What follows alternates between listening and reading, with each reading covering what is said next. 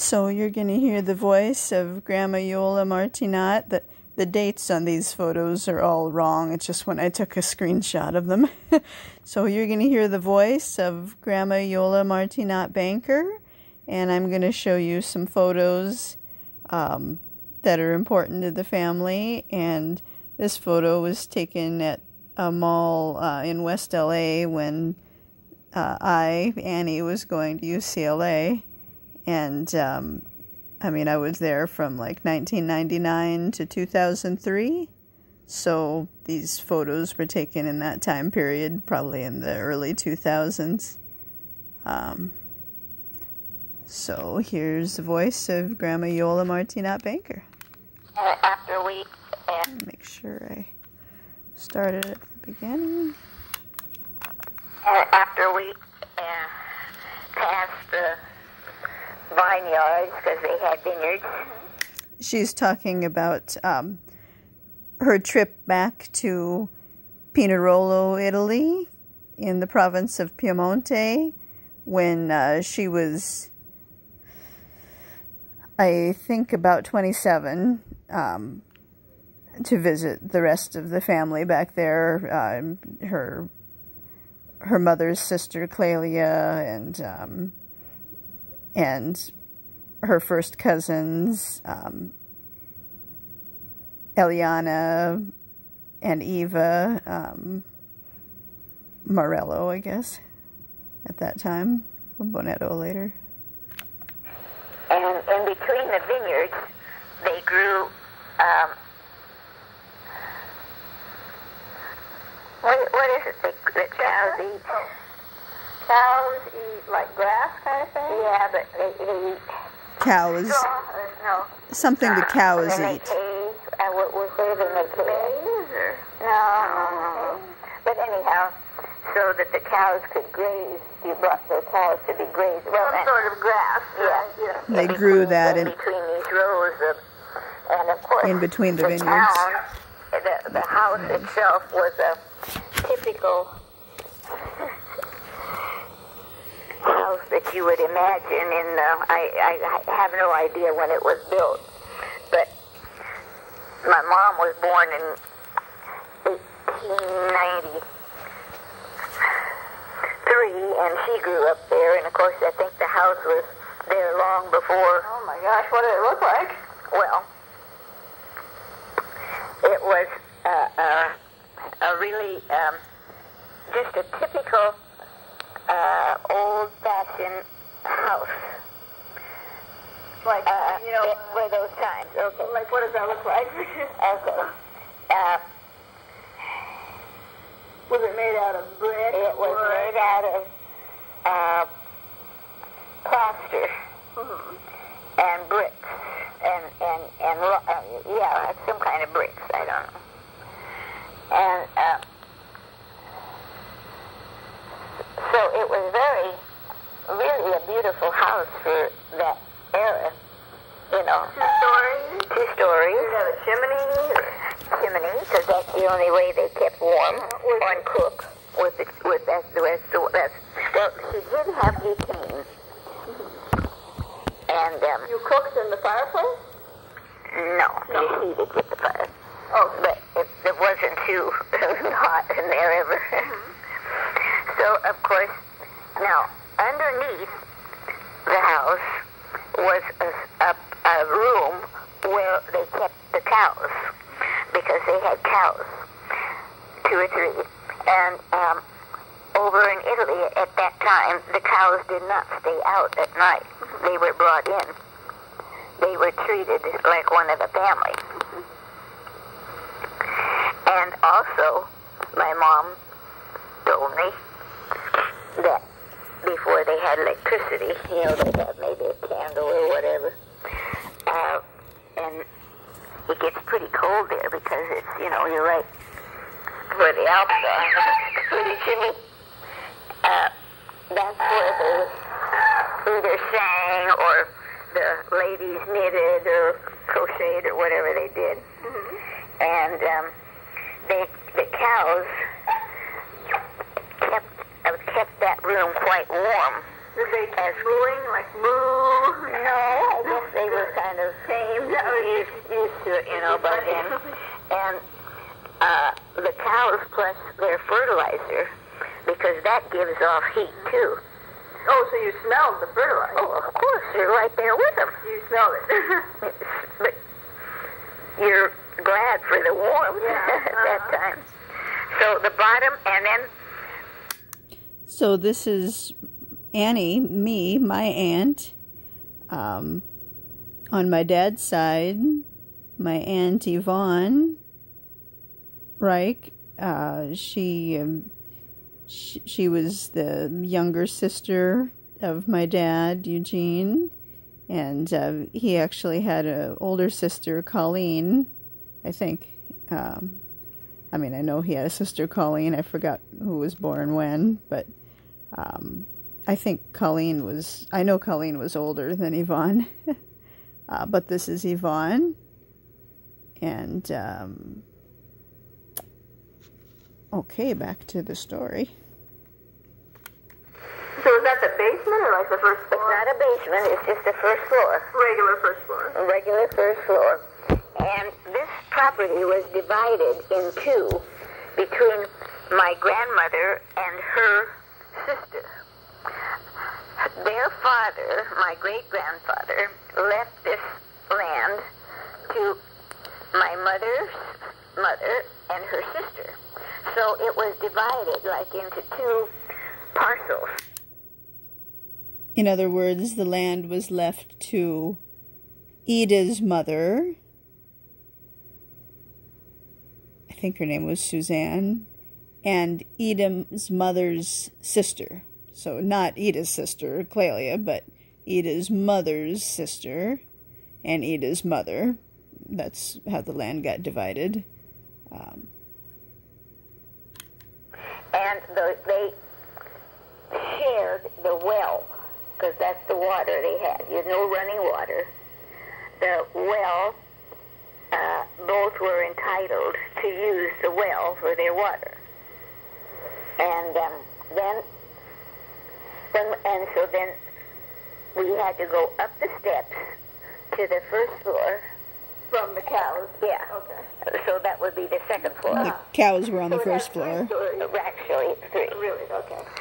And so then, after much greetings and huggings and kissings and, how the Italians do, and, never having seen each other for a long time, and a pretty long distance at that time. Definitely. It wouldn't be that far now with jets, but anyhow. Was the roof pretty steep? Yes, it was. It was tile. Oh, the roof was on the outside? Uh-huh. Like that? The roof, yeah. Like you usually see on farm houses, kind of right. long curved. Right. Oh, And then it had a big wall around the whole courtyard. They had a large courtyard, which separated. That was their front yard, but it was their courtyard, and that was a big wall, like 8 feet. And they had a dog, and most people had this. They did this. They chained the dog up, let him run on a clothesline so he could go back and forth, get his exercise. But at night, to keep them safe, they would let the dog loose in the courtyard. Okay. So if anybody came in the courtyard, he probably... Did the courtyard surround most of the house? It surrounded the house with the entire house? Well, yeah, the whole house, and a big, like about Linda's house and our house together. That was their courtyard. Oh, it's a big courtyard. Maybe not that big. So that separated their play yard from the farm. Actually. Yeah, because in the courtyard, then at night, then the cows in the daytime, we call it going up pastura. You took the cows and you went. Remember, I told you they had grapes. In between the grape yard was their grass, whatever they ate. and they ate there, and you watched them. What do you call that? Like, you know, we're going to pasture. How do you say that? What I just said. Pastura. Pastura, yeah. Do you remember what kind of grapes they grew? They had Zinfandel for wine, and in the courtyard, or near the courtyard, they had some white grapes. I think it was Muscatel. Oh. Muscatel white grapes. Not Nebulino. Huh? Not Nebulino? That is a wine, and they did not have Nebulino grapes, no. And what else they had, I don't know. Well, you know, I just remembered, how do you say in Christianese ice? It's something like... Yes. Yeah, that's it. Yes. Yes. Slowly. So what? Louder and slowly. Yes. Ice. Ice. Okay. Thanks. And the setting was really beautiful because the town, Pinarez, sits on a knoll. So the farm was on an knoll? No, not the farm. The farm was down low. Yeah, just not that. Just, I think from here to Sierra Madre. So you look up at town. And you look up at the town, and they have like which would probably be the city hall, and you could... Clock tower. Clock tower, and you could hear the clock tower, because they would ring the bells, you know, what time it was. From the farm. And my mother's uncle, who was somewhere in his late 80s, would be her aunt. Mm-hmm. Her aunt's husband. Yeah, her aunt's husband. They had a clock, and he could read what time it was. He had such good eyesight. He wasn't really related to us. No, no, he wasn't. Just by marriage. Too bad I didn't get his eyesight. Yeah, me too. And and so they had what they called the main room was the eating room, and it was a typical farm style house to eat. Typical, you mean like a big picnic table? Yeah, the hot wooden table. How big was the table? Very big, or? Probably about as big as that. Oh, so just about maybe 4 feet by 4 feet. Yeah. Oh, it wasn't that big then. No, it wasn't very big. Okay. And that's where they did their visiting and eating, and everything was held actually there. Were the chairs like benches or real chairs? They had benches, but they had wooden chairs also. And then adjacent to that was what we would call a parlor. I don't know what they called it there. Forgot. Like a living room? It's kind of only where you receive real special guests. Like if somebody died, the priest would come in, or and actually it was just a little. It was not very big, but it was a showroom, and it was all their niceties that they had, like a little couch and a chair. But we never went in there. You never went in at all? Or did they show you? Well, just showed us. But were there any little artifacts that were kind of interesting you remember? I really don't remember that because we wasn't in that for very long. Because I just forgot. But the flower there that Grandma Iole is holding is Edelweiss. Last night you told me something like Rieti Bank. Like they did then to Taylor Jensen family. Yeah, but then you said another word like something else, kind of like that. Do you remember? Rieti Bank. In Parma, oh well. And so of course there were lots of greetings, and so then my father had spent time in Geneva, Switzerland, and we thought it would be nice to go to take him, because that's where he was when he was 18 years old,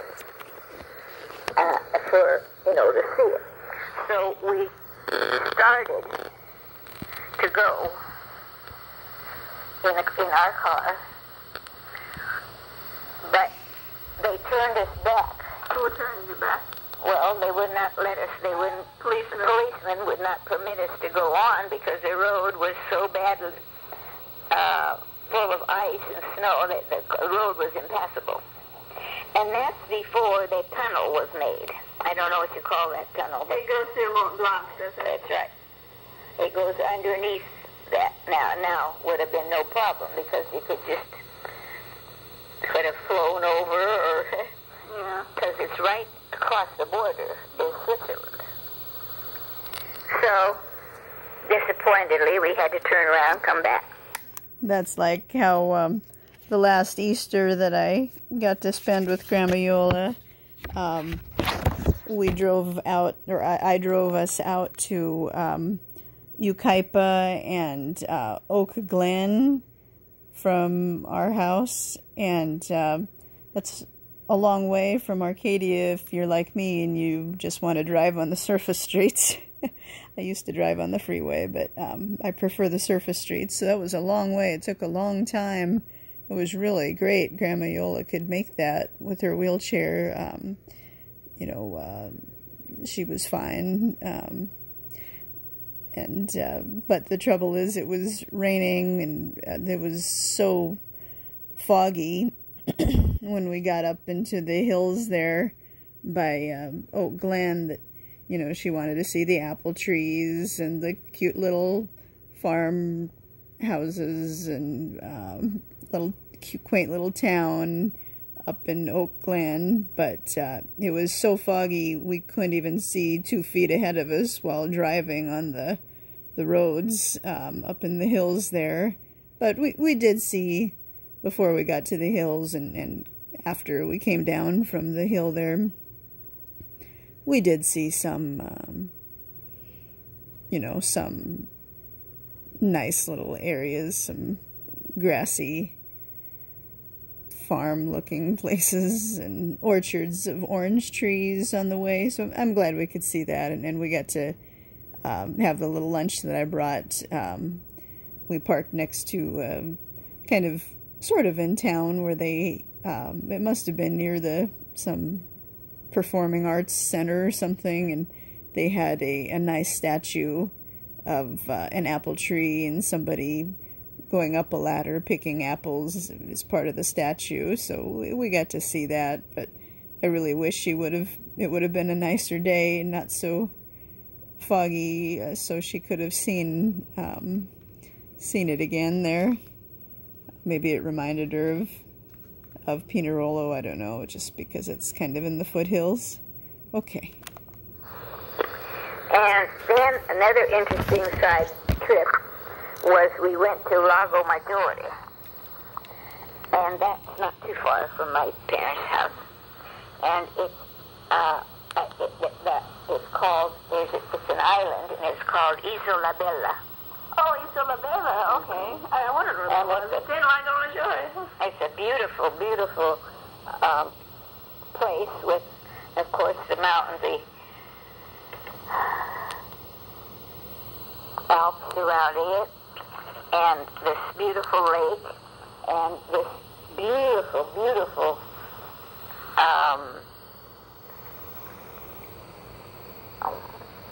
palace there. In fact, Napoleon spent time there, so you can imagine how old. And all the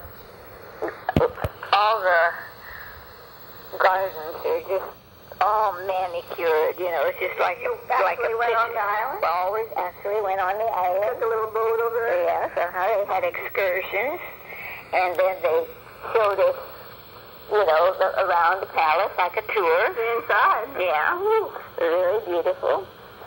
Not too big of an island, though, is it? No, it's not too big of an island, no. But nothing over there is big like here. Everything here is the Rockies, and everything there is like miniature where we come from anyway, or where my parents came from. Everything is more miniature. And so we really had a good time looking at that. And then my mother had some girlfriends that she knew when she was a little, here it is. When she was a little girl, and we went to visit them. They lived in town, and they had a party inside, which I thought was so remarkable because the farm did not have a party. You had to walk across the courtyard to go in a two-holer. I don't even think it was a two-holer. I think it was just a one-holer. Just between a two-holer and a one-holer. Well, Car and you get cars. what it is that it's up on you have to step up about like that. Mm-hmm. You step up to it with a hole. There's a hole, just a hole, regular hole. If it's a one-holer, it's a one-hole. Otherwise, two-holer, it's a two-hole. But this is just a one-holer. Why would you want a two-holer? I don't know. In case one hole gets clogged? I think two people had to go sit. Oh, I see. I don't know. So, of course, paper was very, very scarce at that time. So, in lieu of paper, you used grape lead. Oh, okay. Yeah, sure. Especially if they'd been fertilized. Oh, no. Or sprayed. So, at night, había lo tuping. Okay, wait. Don't make noise and say that. Había lo tuping. A little louder and slower. Yara lo tuping. And that means, and I don't know what you call it in English, they have bedpan. Bedpan. Mm-hmm. There was the bedpan. Or And they when you had. said Yara, there was. Okay. Because the other time you said something else. Okay. Before that. So, Yara, lo tuping for la noche. Yeah, the bedpan. For the night. So you didn't have to go get dressed, and you had to go down. And the bedrooms were one more story up. On the third floor. So. Yeah. And there was, to enter, you had, to each floor you had to go outside. You didn't, it wasn't inside that connected. The stairs were outside. Exactly. Huh. And, okay, so hang that up. Okay. Now I'm all done.